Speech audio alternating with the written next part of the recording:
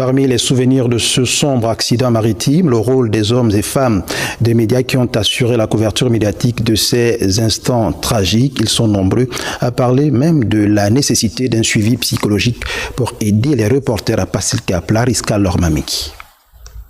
Dès les premières heures de l'annonce du naufrage, ils se sont mobilisés, organisés pour que la population soit informée en temps et en heure. On parle ici des hommes et femmes de médias.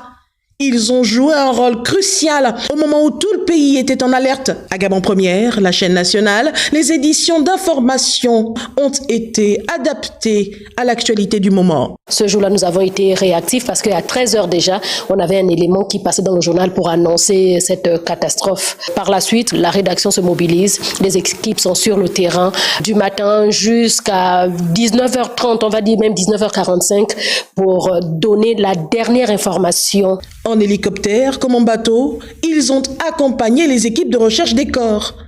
Des moments pleins d'émotions, bien que difficilement vécus, mais une mission accomplie au nom de cette noble profession. Nous avons vu les dépouilles qui ont été sorties des eaux. C'était vraiment difficile.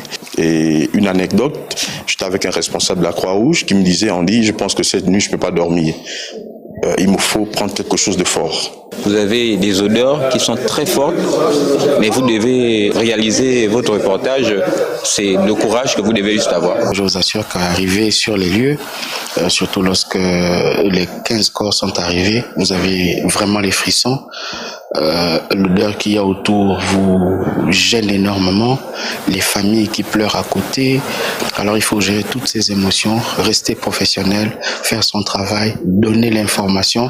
J'ai pas réussi à trouver le sommeil parce que je revoyais ces images-là. Je revoyais les corps flotter.